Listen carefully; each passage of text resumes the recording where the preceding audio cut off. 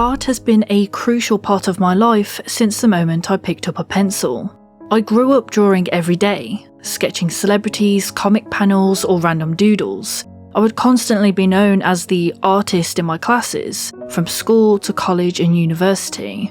And all that led me here, dedicating videos solely based on art and the wonders it brings us.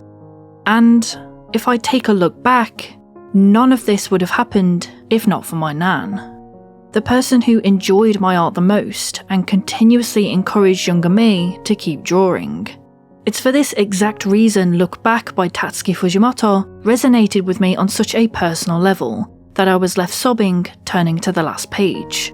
Look Back and In Consideration Goodbye Eri feel far more personal than Fire Punch, Chainsaw Man and his earlier one-shot projects. And that's not to disregard those stories. There's a reason Fujimoto has built himself a solid audience, from his infatuation with cinema, to cleverly applied paneling, to balls-to-the-wall writing that you can't stop reading.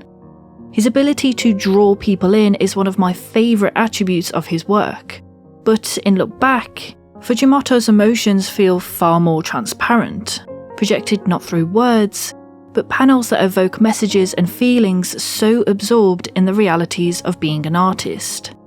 Because Look Back dares to ask the question, why do you draw? First and foremost, Look Back is a story by and for artists. It's an autobiography wherein Fujimoto places his experience of artistry through the lens of Fujino and Kyomoto, as both of their names are based on his own and represent the differing sides of his outlook on art. It's what makes the story so relatable to many creatives, because there are countless scenes that are memories and events many artists would have experienced themselves. For instance, the hunched over the desk position Fujino is repetitively slouched in is one I feel all too well, being so absorbed in drawing that you don't even notice the day go by, your room becoming darker as it turns to evening, and your back never forgiving you for its extended period of straining. Or the growing amount of art books Fujino collects from bookstores, as well as googling certain techniques in the hopes of improving her work. However, beyond those smaller actions artists do themselves, Fujimoto nailed the other attributes raised when growing up as an artist, being others' perception of you. When you're good at art young, you'll often hear common phrases in which people only deem art worthy when profitable or comparing themselves to you. You'd be a great artist. You could do this for a job. You're better than I could ever be. It's phrases like this that always look to monetize a craft, planting seeds into little artists' minds that doing art is the best thing ever, and seeing adults be so impressed with your work only pushes the urge to make more. That is, until you grow up and actually want to pursue art as a career. It's a frustrating oxymoron and turn of events when the very people who pushed you to draw more then consider you to be too old for drawing as you age. You spend a childhood complimented for your work to suddenly being judged by others for wanting to actually commit to the goals they suggested to you when young. It's easy then to see why so many artists suffer with imposter syndrome, especially when you're like Fujino, a girl who had been applauded all her life, suddenly being bettered by someone her own age. Going from being the best at something and having that confidence be shattered when witnessing another be just as good, or if not superior to your work, is a hard pill to swallow. Because the introduction of Kyomoto's character reflects Fujimoto's love for drawing, a foil to Fujino, who is the manifestation of Fujimoto's frustration of art and the realities surrounding it. It's funny because Fujino's art style is very stylized versus Kyomoto's more realistic take on art, and even that is something I've discussed on the channel because I've experienced this myself. The way Fujino and her classmates deem Kyomoto's art more impressive is simply down to the consensus that realism is harder and better, which is why it comes as a shock to Fujino when her work is considered average in comparison, on top of having a rival outbeat her work for the very first time. It's bittersweet then when Fujino and Kyomoto finally meet. Rather than an ugly rivalry, it's revealed that Kyomoto is actually Fujino's biggest fan, She expresses a love for Fujino's art that completely takes her back, and that's the first stepping stone towards their budding relationship. Because being reminded of the joy in seeing others appreciate her work, like when she was younger, is enough to draw her back into the world of art. Art is something to be celebrated and often feel liberated by, and that feeling only grows tenfold when Fujino and Kyomoto's shared story wins as a runner-up for a manga competition. There's something so special about the bond and connection art can build, and seeing the joy Fujino and Kyomoto experience when working together is the strength in collaboration.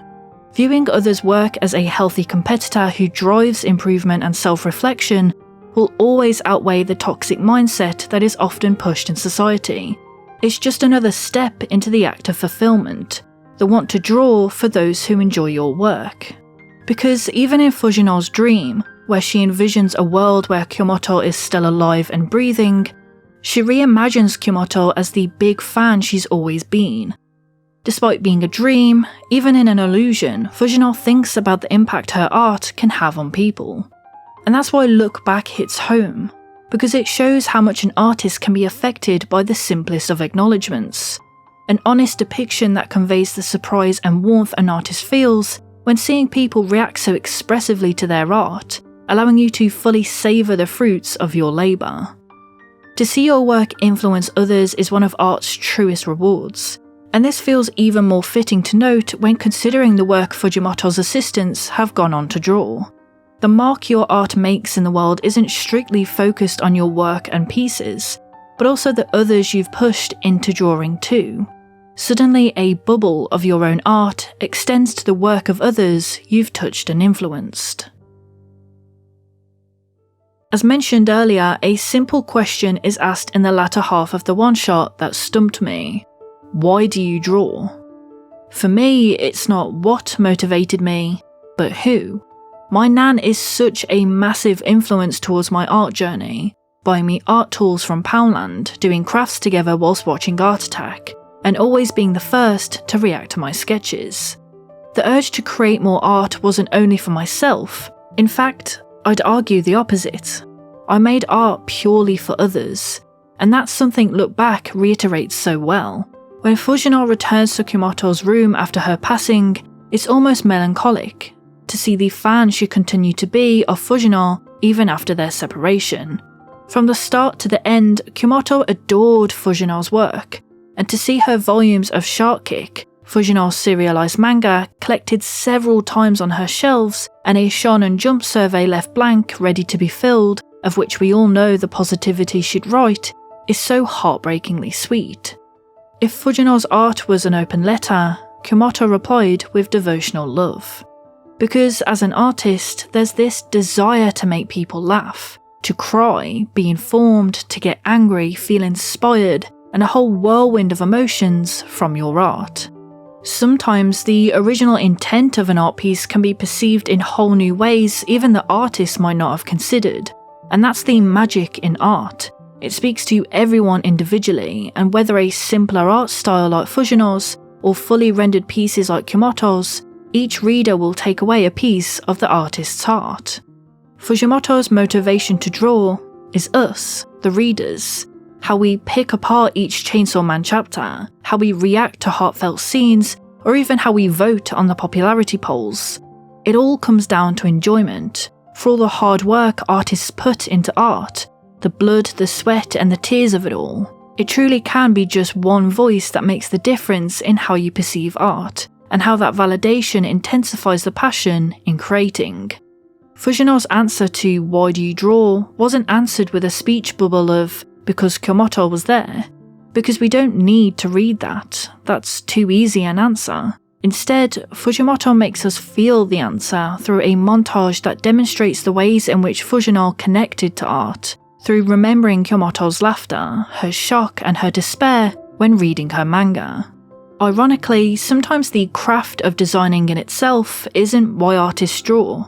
In fact, Fujino herself describes the difficulties art brings and the hardship she feels because of it.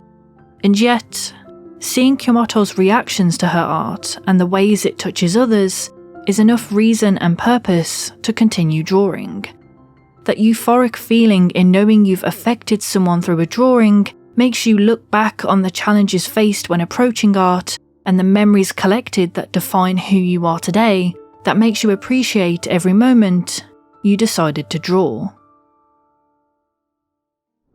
Hey guys, thanks for watching to the end of the video. As always, I want to give a thank you to my patrons for supporting me over on Patreon and really helping out this channel. And I also quickly want to say that my next video is going to be a Q&A video. It's a little late coming, it's technically for reaching 100,000, which I reached that a few weeks ago now, but I'm going to do the Q&A now. So I'm going to put up a community post, I don't know, maybe in a few days. So you guys can ask any questions that you want. I'll also ask on Twitter as well, if you use Twitter more. So feel free to ask me any questions. I can't promise I'll answer every single one, but I'll try and answer as many as I can. So yeah, catch you guys later.